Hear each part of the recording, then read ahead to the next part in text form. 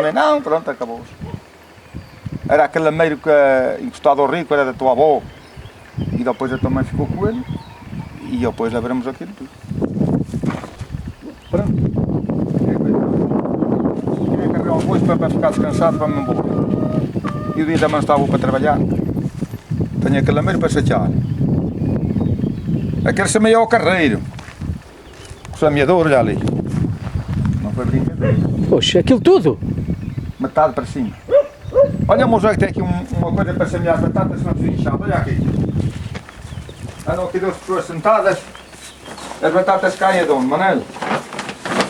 As batatas botam nesta roda e anda de roda e a batata cai naquele cano. E eu depois estas charruas atopem-nas. Ah, isto hoje, de facto. Caralho. Isto é tudo dele, isto nada meu. Isto tem 2 tratores, tem o timbilar de ordem. Também tem uma vida do caneco, se não souber. Então tem este trator novo e compra outro. Tem um arrancador para as batatas. Não, nem inchado, não arranca nada, isto é tudo meu pai. Mas já tem uma vida boa. Pois tem uma vida boa. Ainda agora estas serruas novas custaram não sei quantos contos. Levaram umas velhas, este canto me custou um caralho deste. Comprou este galho novo. Oh caralho, deu 500 contos ou 700 contos por esta merda. Tinha um grandão, era muito grande, muito grande, muito grande.